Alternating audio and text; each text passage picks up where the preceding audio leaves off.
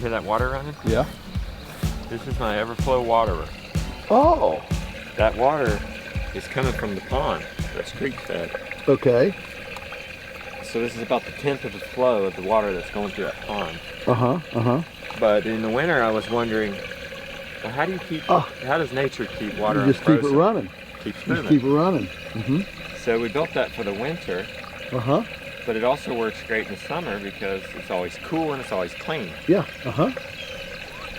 I love You ever it. seen anything like that? I love it. And then That's great. This is your polyface design water Yeah. protector. But it just comes in right there. Yep. We adjust that flow. Yeah, you just flow it down according to the siphon we can get. Right. But it's been working. We have no water chores. Wow, that's fantastic. There's a little filter in there. It's just a little shower filter. This is all stuff you can get at Lowe's. Sure. There's a filter in there, so if they were to get, but it's on this so that the wood chips don't get Right. on there. Right. That whole thing's to get it up out of the. You know, chickens love to reach for water. Yeah. They really do. They like to reach for water. So So that works out. Yeah, that works out beautifully. It was good for ducks too because they're so messy with water. Good. I feel good this morning. I did crash hard yesterday at Rebecca's interview. Okay. So hopefully I'm gonna get an ibuprofen in before that happens.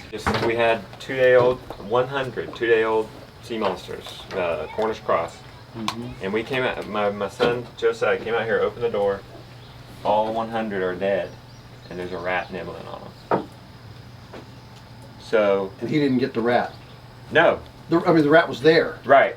But the rat got away. He didn't have a. You know, we didn't catch the rat. Now some say, well, that wasn't the rat that killed him. It was a weasel, and the rat took advantage. Or it could have been a rat. He said it was a big rat.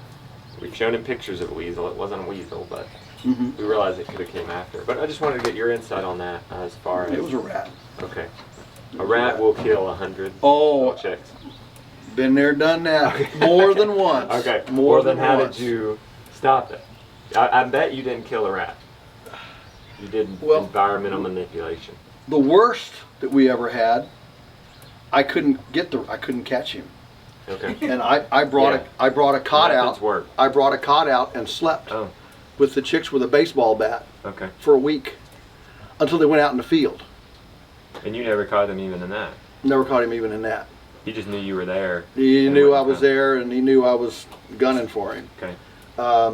So the thing about rats is that they can go through places that you can't imagine, and they can get through places you can't imagine. It does take them time to find stuff. So if you can exterminate, and I don't mean exterminate like with poison, I mean if you can disrupt their situation. The worst attacks we ever had were in a skid structure.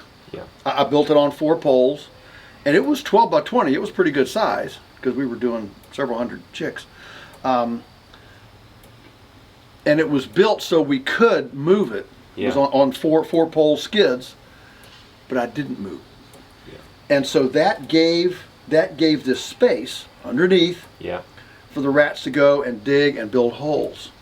So when that happened that year, and this was a couple of years after we were using it, when that happened that year, then we began every single spring before we got our first chicks, we'd get onto that thing with the tractor and just pull it aside and had a rat killing.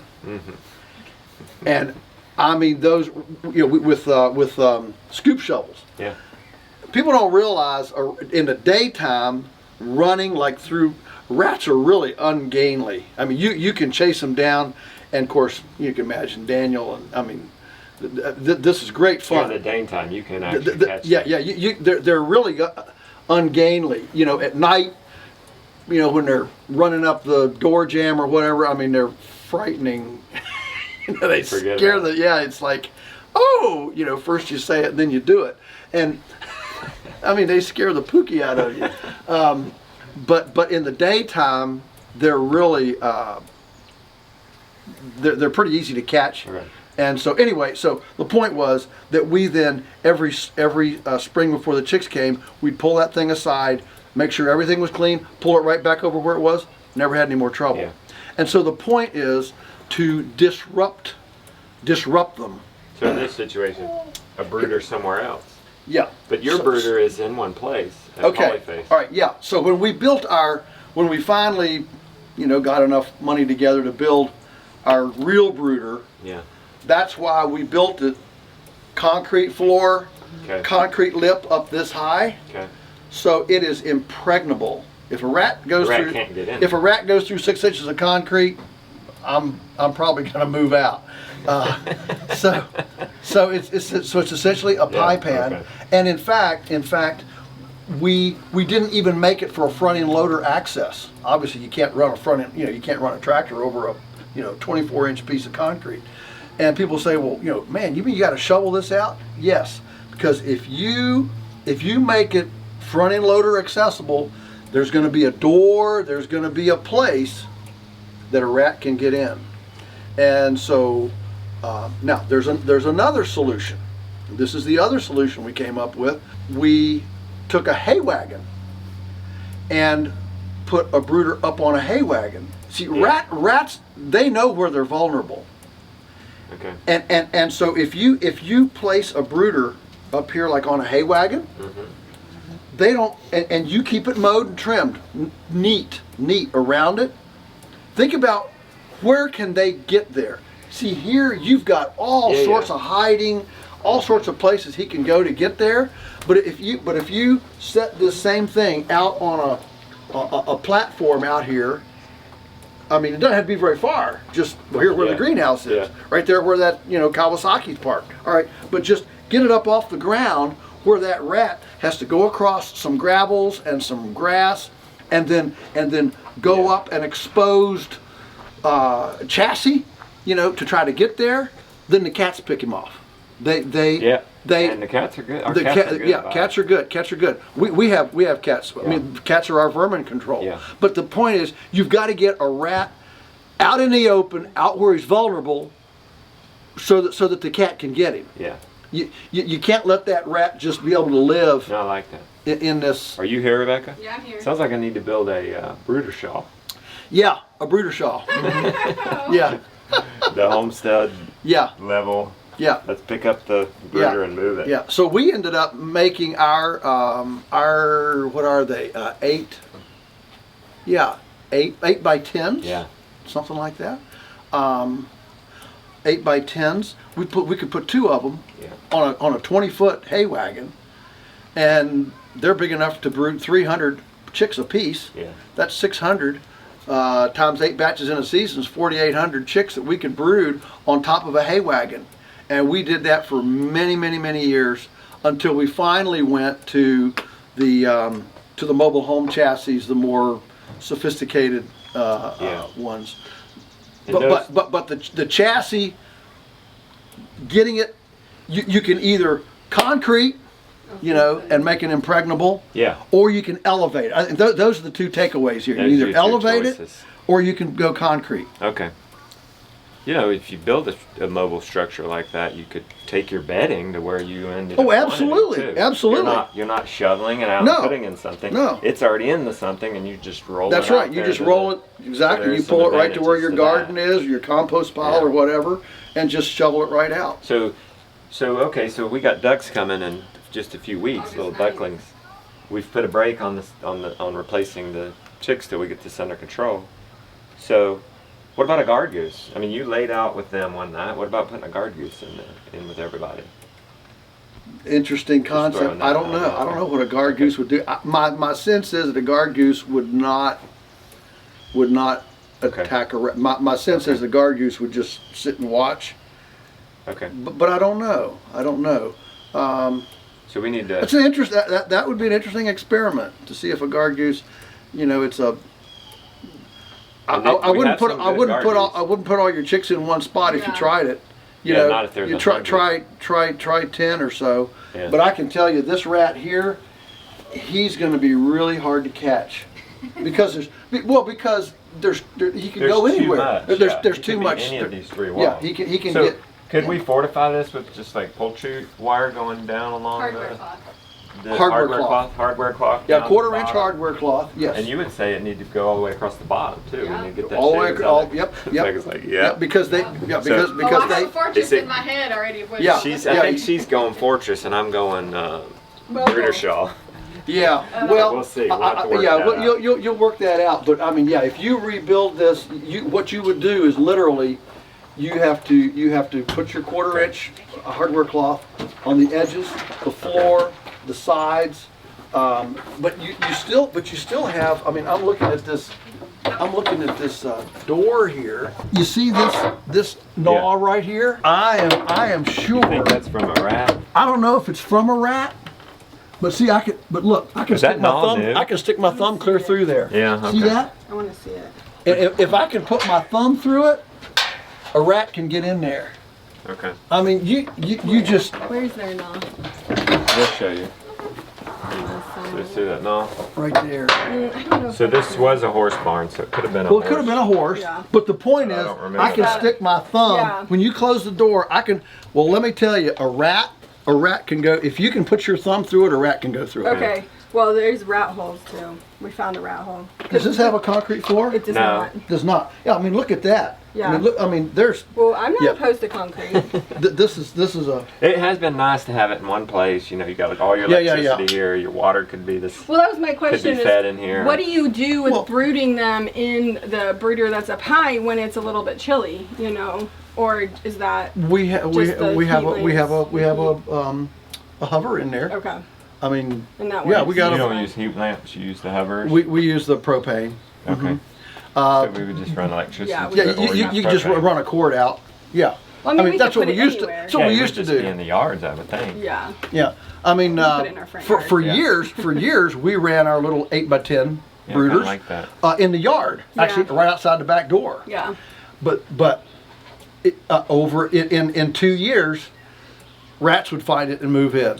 So the key was to really to have it out, Okay. to have you need a DMZ, demilitarized zone. Yeah. You know, some like 12 to 15 feet zone Yeah, okay. that's That we nice know. yard. Short grass, no hiding place, to give the cats time, to be able to see them Yeah. and get Yeah. them, and to make them feel vulnerable. Here, goodness, I know. this is rat heaven This here. is really great for Yeah. them. We've been doing good to be this I long know. without having a We've- rat problem. I can't believe you haven't had We'll trouble. Like, do we did this in 300 chickens through 2018. here every year. And one of the problems with hardware cloth is that it's real hard to fork to clean up because you're snagging Yeah, the how you gonna hardware. clean We'd up? have to concrete the floor. Well, no. Here's another option. Another option is to just take some roofing, some metal roofing, Yeah. and put it on the floor and bend it up here, Oh. so yay far, and then go with your hardware cloth. Okay. Okay, that'd be a lot cheaper and a lot easier. It would be a lot cheaper than concrete. Yeah, a lot cheaper than Concrete's concrete, crazy. and real easy to put in. Yeah. You could just lay it in and you just bend it with the corrugations here on your, you can bend it real. Yeah. You're handy. You just rip this out, lay it on the floor, bend it, so it's real nice and tight, and come up on the wall yay far, and then go with your hardware cloth. That'd be a Yeah, because that would be a big tussle with the hardware cloth. yeah. When I do my predation talk about poultry, I start with, over the years, the #1 predator has been rats and chicks. My worst one was one morning I went out and the chicks were real quiet. I mean, I had like, 500, Right. all right? And I said, man, they're really quiet. And then I got to look, I said, I'm not sure they're all here. And I got to looking around, and I could hear this real silent, beep, beep, beep, beep, down. And I got to scratching away the bedding, and here I reached my arm down, and there was a rat hole, and he had stuffed 50 chicks. I pulled them out. word. Most of them were dead. Yeah. Some of them were still alive. Wow. And I pulled out 50 chicks where he'd stuffed them, or she. Probably it was a she. Yeah. I know. Why do I always blame he? It's all his fault. Yeah. And she stuffed them down this hole, and I literally, and by the time I got to the bottom, I was I'm a little nervous. What's down there? Yeah. Down there. But that was my worst one, Okay. and it really, yeah. We store our feed in the garage, just right there, by the tote. We haven't seen any alteration of the tote bags. So is that something that we're going to be facing just like this? One day the rats are going to find the feed? Yeah, they probably will. And do you have any ideas for that? I mean, we could build a fortress in like a room in there with hardware cloth, and because we so have again, concrete on the floor already. A rat-proof fortress for feed storage. Well, ideally, I mean, people you're now getting to a scale that's, a lot of people real small just use like garbage cans or barrels. Yeah. But you're way beyond that now. So you're probably going to want to think about some bigger, bigger container, an IBC tote with a top somebody was cut out about that. There's some sort or something. IBC tote. Yeah, with just a nice tight board lid that you just leave on top. Okay. I mean, there's numerous ways, but I can tell you, if you've got a crack the size of your thumb, a rat can get in there. Mice are not a problem. Yeah, mice. I've never seen a mouse we kill a actually chick. caught a mouse. Yeah. Like we didn't want to catch a mouse. Mice are not a big deal, but boy, a couple of rats are just devastating. They're just devastating.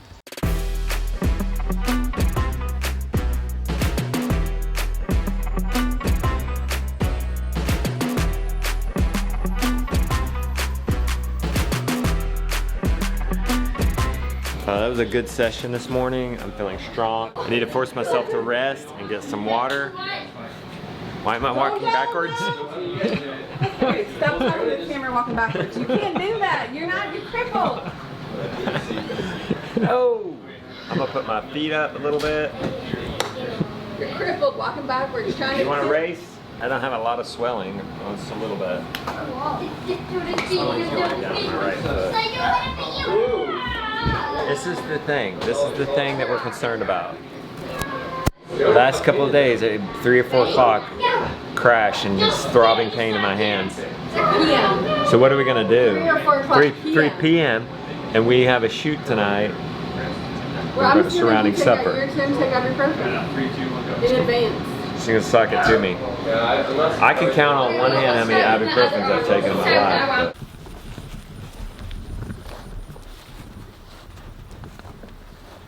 What do you think? Yeah. Is that the That's the tree of heaven. Tree That's of the heaven. Atlantis. Mm-hmm. They ain't gonna have it, are they? No, they don't like it. I mean, yeah.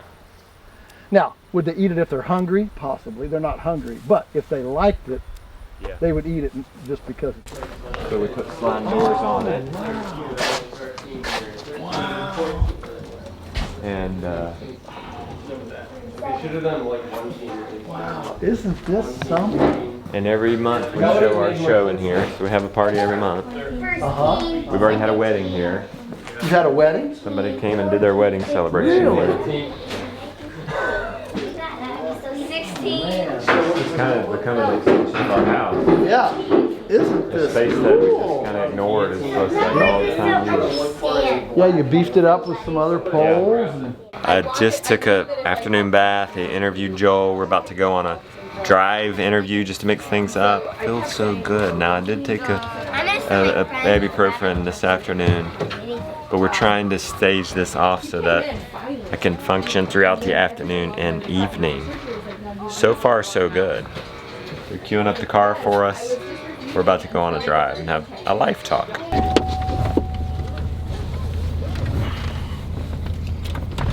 so secrets, for one thing, we didn't live together before we got married. Okay. And Why do you think that's key? Well, because it's special.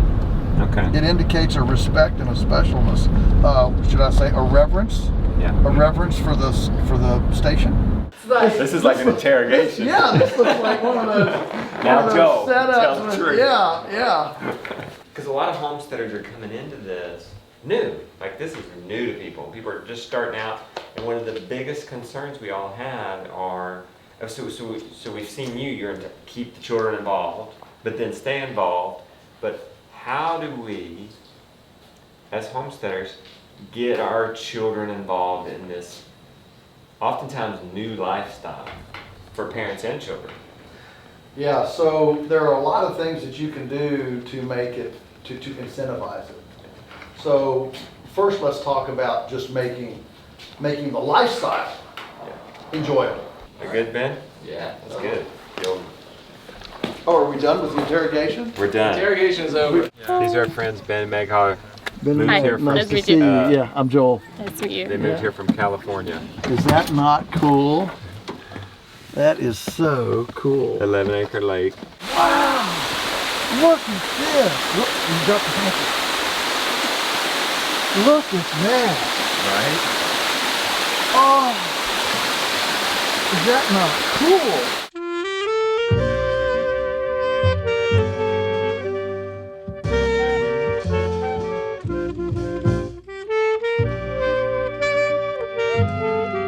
It's Indian food.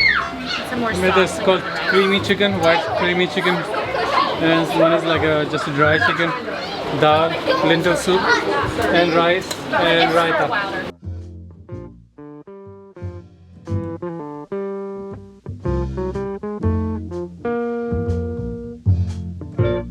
This Rooted episode is about the importance of intergenerational relationships, mentor-mentee stuff. And so we're trying to mimic a little bit of what Joel attracts, where if you go to Polyface and you go eat dinner with them, he's surrounded by young people. And that's something I think that is inspiring. And I think tonight what we'll do for the content for Rooted is, I've been asking him questions all day and we'll ask him more tomorrow. So how about you, I'm gonna put it in front of you guys to ask questions. And I'm thinking more along the lines of lifestyle. I mean, he's been married 40, how many years? 40, almost 41. He's been married 41 years. He has sons that, which both of his children are involved in the business in some way or the other. How do you deal with the haters? How do you deal with the haters? That was a big day. Lots of good content captured. We got some immediate stuff for Abundance Plus coming out. The farm consult. You saw Joel consulting us on the rats. We also got golden information on the pig port and the pasture. That's going into Abundance Plus like now-ish, like soonish, like days-ish. So that's cool. We're very happy about that. And we look forward to the, we wrap the show Rooted tomorrow, which will go in Abundance Plus, and then we film the master class. And it's gonna be inspirational. Mega. Inspirational times 10.